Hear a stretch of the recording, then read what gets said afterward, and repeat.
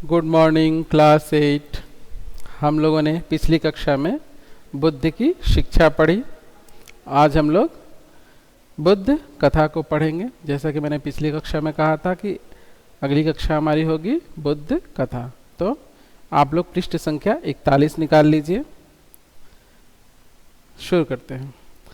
बुद्ध की वह संकल्पना जिसे प्यार से भरे अनगिनत हाथों ने पत्थर, संगमरमर और कांसे में ढालकर आकार दिया, भारतीयों के विचारों की समग्र आत्मा की या कम से कम उसके एक तेजस्वी पक्ष का प्रतीक है।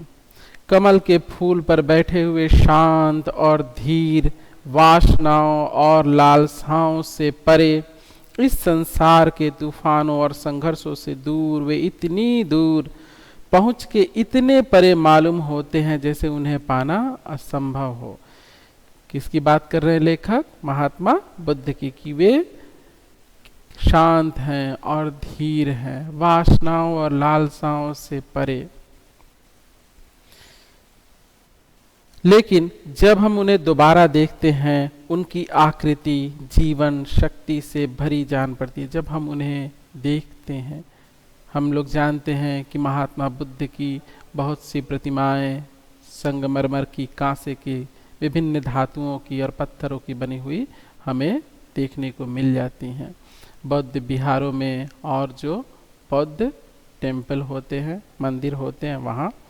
तो हम उन्हें देखकर क्या देखते हैं कि एक शांत और गंभीर मुद्रा में बैठे हुए महात्मा बुद्ध हमें जीवन शक्ति से भर देते हैं। उनकी शिक्षाएं हमें क्या दिखाती हैं? जीवन का पथ दिखाती हैं, सत्य के मार्ग पर चलने की प्रेरणा देती हैं। युग युग, माफ कीजिएगा, युग पर युग बीतते जाते हैं, पर बुद्ध हमसे बहुत दूर नहीं मालूम होते। वे हमें अपने पास ही महसूस होते हैं। लगता है वो हमसे दूर हुए ही नहीं। क्यों? क्योंकि उनकी शिक्षाएं हमारा मार्गदर्शन करती हैं। उनकी वाणी हमारे कानों में धीमे स्वर में कहती है, हमें संघर्ष से भागना नहीं चाहिए, बल्कि शांत दृष्टि से उसका मुकाबला करना चाहिए तथा जीवन में विकास और प्रगति के और बड़े अवसरों को देखना चाहिए। हम अगर हताश हो जाते हैं, निराश हो जाते हैं, जीवन से पलायन करना चाहते हैं, तो महात्मा बुद्ध हमें कौन सा मार्ग दिखाते हैं कि हमें जीवन के पथ पर हमेशा आगे बढ़ते रहना चाहिए। संघर्षों से डरना नहीं चाहिए, घबराना नहीं चाहिए।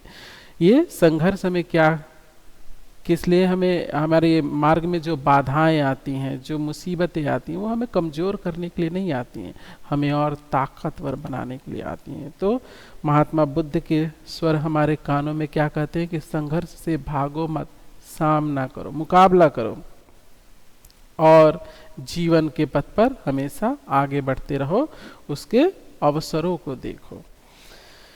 बुद्ध के बारे में सोचते हुए आज भी हम एक जीती जागती थरथराहट पैदा करने वाली अनुभूति से गुजरते हैं। जब हम उनके बारे में सोचते हैं तो हमारे लगता है कि हमारे भीतर वो क्या हो गए हैं? प्रविष्ट हो गए हैं, और हमें एक शांति, हमें एक ऊर्जा का वो संचार करते हैं। उनकी अनुभूति हमें होती है। उस राष्ट्र और जाति के पास निश्चय ही समझदारी और आंतरिक शक्ति की गहरी संचित निधि होगी जो ऐसे भव्य आदर्श को जन्म दे सकती है। यह देश का क्या है? सौभाग्य है कि उसने ऐसी निधि को जन्म दिया और हम लोगों को उसने क्या किया? परिपूर्ण किया, हमें क्या किया? धनवान बनाया। तो हम लोग क्या देखते हैं कि महात्मा बुद्ध की शिक्षाएं हमें कठिन परिस्थितियों में भी सरल मार्ग दिखाती हैं, जीवन के पथ पर आगे बढ़ने की प्रेरणा देती हैं, हमेशा संघर्षों से लड़ने की शक्ति देती है, हमें जीवनी शक्ति का संचार करती है।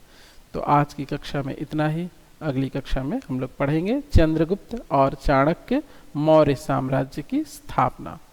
तो मिलते हैं अगली कक्षा में और पढ़ते हैं चंद्रगुप्त चाणक्य मौर्य साम्राज्य की स्थापना।